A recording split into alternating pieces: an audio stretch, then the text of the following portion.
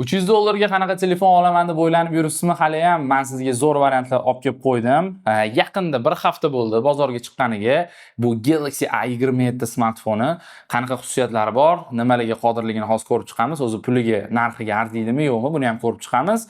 Bu Texno Aka kanali, ismim Aziz, biz boshladik. Kelinglar birinchi tashqi ko'rinishdan boshlaymiz. Har doim telefonni birinchi ushlaganimizda tashqi ko'rinish xayolimiz keladi va umuman olganda nima ощущение olaman. Albatta Infinity O display birinchi sezdim, ya'ni kamera уже tomchi sifatida o'sha bizda tasvirlanyapti. Bu haqiqatan ham dizayni premium segmentlarga, ya'ni premium segmentdagi telefonlarga juda ham yaqin ekran sifatida. Menga yoqdi. O'tgan yilgida unaqa emas edi, Infinity U edi. Va yana bitta yaxshi tarafi ekranda 120 Hz tezlik mavjud. Bu esa ko'zimni og'ritmaydi. Mazza qilib telefondan foydalanaman va eng asosiysi ko'zga zararni oldini olish uchun SGS sertifikatsiyasidan foydalanadi Samsung. 60% gacha demak ko'k rangni oldini oladi. Bu esa haqiqatan ham yaxshi. Ayniqsa o'zingiz sog'lig'ingizni o'ylaydigan bo'lsangiz, Comfort для глаз funksiyasini yoqasiz, kechki payt ko'zingizni og'ritib qo'ymaydi. Instagramda yoki Telegramda mazza qilib o'tiraverasiz. Undan tashqari telefonni og'irligi 200 grammni tashkil qiladi. Juda ham og'ir emas, bu standart yaxshi gramm hisoblanadi. Qalinligi 708 mm ni tashkil qiladi. Ingichka, unaqa qalin telefon emas, haqiqatan ham yaxshi premiumli ko'rinishga ega. Yana bitta yoqqan tarafini aytaman. Orqa korpusida ko'rayotgan bo'lsangiz, men hozir pushti rangini olganman. Kamerasiga ham pushti rangdan berishgan, bu esa haqiqatan ham qanaqadir o'zini premium darajasidagi dizaynga yaqinroq qilib ishlaganligi bilinib turibdi. Korpus masalasiga keladigan bo'lsak, o'zi plastikdan ishlangan, lekin Gorilla Glass Victus Plus himoyasiga ega. Bu esa telefonni qirilish chizilishlardan oldini oladi. Bitta narsa ko'p aytishadi menga, "Aka, Gorilla Glass telefonida bor ekan, endi bemalol telefonni chexolsiz ishlatsam bo'ladimi?" deb o'ylashadi, lekin yo'q, unaqa emas. Sababi Gorilla Glass ham ma'lum bir muddatgacha ishlaydi. Ya'ni 3 oy, 2 oy, bu esa ishlatishga qarab albatta. Ekran qirilish chizilish ehtimoli bor, faqatgina buni ma'lum bir muddatgacha qiladi Gorilla Glass. Shuni hisobga olib telefonni ishlatish kerak yoki chexol taqish kerak yoki stiklo qo'yish kerak. Shuning uchun Gorilla Glass bor degani bu umrbod telefonni bez chexol ishlatish kerak degani emas. Endi bu telefonni agar asrab avaylaydigan odamlarga foydali ma'lumot bo'ladi deb o'ylayman. Endi esa kamera haqida gaplashamiz. O'zi shunday ajralib turibdi.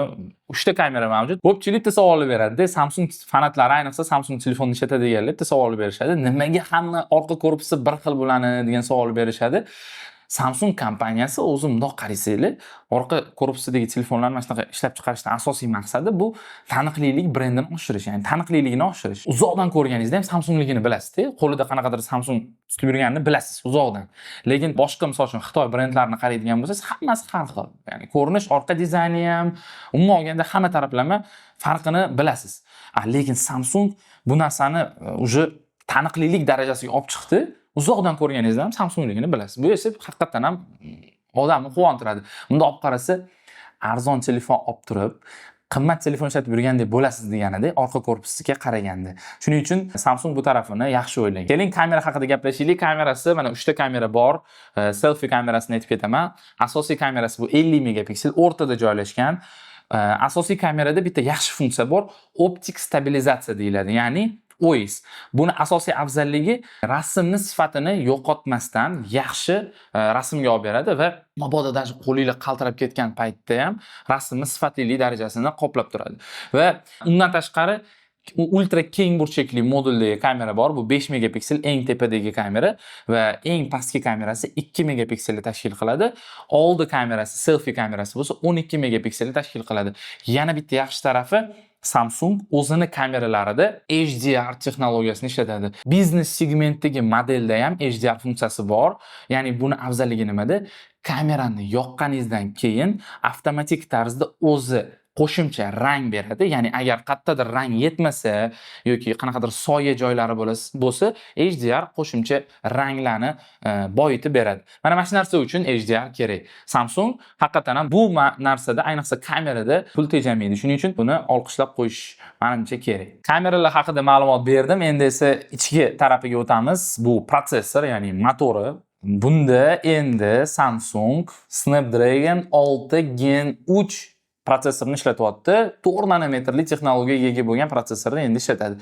Bu esa ko'proq 10 yillarga moslashtirilgan desak mubolag'a bo'lmaydi va Samsungning ma'lumotlariga ko'ra, sentralniy protsessor CPU 47% ga, grafik protsessor 38% ga, xotira tezligi esa 50% ga oshgan deb ko'rsatyapti. Bu esa haqiqatan ham 26 ga nisbatan ancha tez ishlaydi degani va eng asosiysi o'sha xotira turi bor. Bularning o'zida protsessorda shunaqa narsa bor. LPDDR5X pokoleniyasi qo'yilganligi bu haqiqatan ham qo'shimcha video kartasi yaxshi ishlaydi, xotira turi yaxshi bo'lganligini hisobiga tezroq informatsiya ochadi degani, ya'ni tezroq ma'lumot ochadi degani. Bu esa haqiqatan ham telefonda seziladi.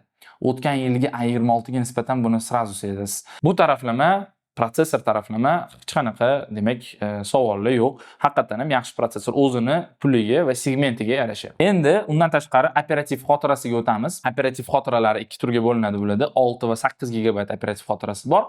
128 talik va 256 GB. 6 ga 128, 8 ga 256 variantlari kirib keladi va bunda e'tiborga molik jihat micro SD ya'ni fleshka uchun 2 terabaytgacha joy bor. Ya'ni 2 terabaytgacha qo'shimcha flash pamyat qo'ysanglar bo'ladi. Telefon ko'taradi shu narsani. Batareykasiga o'tsak, endi batareykasi 5000 mAh. Umuman tezkor zaryadlashi 25 vatt tashkil qiladi. Asosan ishi ko'chada bo'lgan odamlar uchun 5000 mAh ham juda ham yaxshi asqotadi. 6000, 7000, 8000 mAh bo'lishi shart emas. Shuning uchun 5000 mAh ham kun davomida ishlatsa bo'ladi do'stlar. Shuning bemalol o'sha telefonni xarid qilib, ayniqsa Yandex akalar bor, GPS karta bilan ko'p ishlaydigan odamlar bor, ko'p prilojenielardan foydalanadigan odamlar bor. A27 ideal variant bu narsa uchun. Eng asosiy hozirgi paytda juda katta e'tiborga molik jihatlardan bittasini aytib ketaman. Bu esa sun'iy intellekt. Siz nafaqat $300 uchun siz oddiy smartfon, o'sha boya aytganimdek yaxshi akkumulyatorli telefon xarid qilasiz, balkim siz endi xuddi S seriyadagi, flagman seriyalardagi sun'iy intellekt funksiyalarini ham endi ishlata olasiz A seriyada. Bu qanaqa funksiyalar desangiz, birinchisi bu obyektni o'chirish, object eraser deb nomlanadi. Bitta bosish bilan suratdan ortiqcha narsalarni o'chirib tashlash mumkin. Yana bitta zo'r funksiyasi bu circle to search funksiyasi, aylanani ichida qidirish. Ekranda biror narsani barmoq bilan chizadigan bo'lsangiz, chizib oladigan bo'lsangiz, Google u nima ekanini qidirib beradi. Masalan, Find the look degan o'zini funksiyasi orqali o'xshash kiyimlarni ham topib beradi. Misol uchun qanaqadir kiyim sizga yoqib qoldi, shunchaki qidirasiz va o'sha kiyimning nech pulligini, qayerdan olish mumkinligini hattoki topsa bo'ladi bemalol. Ayniqsa bu Instagramda o'tirib nimadir ko'rib qolsangiz, narxini aytishmaydi-yu, direktga murojaat qiling degan savollarni berishadi-yu, javoblarni aytishadi-yu. Xuddi shunaqa narsa bemalol bu yerda Google orqali poyist qilsangiz bo'ladi. Keyingisi voice transcription, ya'ni bu ovozni matnga o'girish. Misol uchun tasavvur qiling, siz studentsiz, darsda o'tiribsiz, uxlab qolyapsiz yoki shunchaki o'sha payt mazangiz yo'q, lekin domlaning gapi sizga juda ham muhim. Siz uni yozib olishingiz kerak. Diktafonni yoqasiz. Diktafonni yoqqaningizdan keyin o'sha leksiya paytida ovozni yozayotgandan keyin siz o'sha domlaning gapini tekst holatiga o'zgartirib va uni tarjima qilib joylashtirib qo'ysangiz bo'ladi. Ya'ni misol uchun men hozir gapiryapman va buni sahraniz qilaman. Sahraniz qilganimdan keyin ustiga bosaman-da. Mana shu yerda burchaydi. AI tugma orqali gapirgan gaplarimni siz tekst holatiga o'zgartirsangiz bo'ladi. Mana hozir chiqdi. Выбрать язык, rus tilini tanlayman, transkripsiyani bosaman va bir necha soniyalardan so'ng sun'iy intellekt menga o'zimni gapirgan gaplarimni boshqa tilga o'girib yoki matnga aylantirish imkoniyatini beradi. Men bitta zo'r narsani yoqtiraman-da Samsungda, ayniqsa biznes segmentlarida, ya'ni sredniy statistический telefonlari ham umri uzunligi. Mana hozir qarang, A27 5G 6 yil davomida menga Android yangilanishini beradi, 6 yil xavfsizlik uchun обновлениyani beradi. Bu zo'r-da. Misol uchun 6 yil telefonni maza qilib ishlatasiz degani-da bu. Umuman olganda Xitoy brendlarini olib qaraydigan bo'lsak, ba'zi bir brendlarida mavjud shu narx segmentidagi telefonlarda ham hattoki 2-3 yil xizmat qiladi-da, lekin Samsung 6 yil davomida xizmat qiladi degani, ya'ni 6 yil обновление keladi degani. Undan tashqari Samsung Knox Vault tizimi ham bor. Bu ma'lumotlarni apparat darajasida himoya qilish tizimi ham mavjud. Bu esa haqiqatan ham yaxshi narsa. himoya darajasi haqida gapirmoqchiman. O'zi umuman smartfonlarda IP funksiyasi borligi bu yana bitta premium daraja borligidan dalolat beradi. Ya'ni nimaga bu narsani aytyapman? O'tgan galgi videolarimni ko'radigan bo'lsangiz, i57 bilan 37 da IP68 funksiyasi bor edi. Ya'ni suvga bemalol tiqib ko'rgandim. Hech qanaqa muammosiz ishlab beryotgandi va i27 da bu narsani ma'lumotlarga qaraganda IP64 funksiyasi bor ekan. Ya'ni bu changga va suv purkanishiga qarshi. Ya'ni qanaqadir yomg'irda ketyapsiz, telefonda gaplashib, qanaqadir suv prosta to'kilib ketdi, prosta artib, yana ishlatib ketsangiz bo'ladi.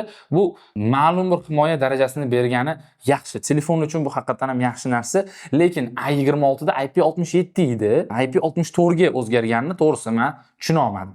Telefonda o'zi i27 umuman olganda One UI bitta zo'r tarafi menga yoqadi do'stlar. Bu narsani biznes segmentlarga ham qo'yishgan. Bu aktivniy shumopodavlение borligi. Ya'ni siz ko'chada gaplashib ketyapsiz yoki to'yxonadasiz, telefonda gaplashyapsiz, aksariyat holatda bilasizlar-ku, shovqin sizni o'sha setingizni, ya'ni gaplashayotganda qanaqadir aytadi-yu, "Sen ovozing yaxshi kelmayapti, iltimos boshqatdan qaytarib qo'yar" degan narsalar bo'ladi.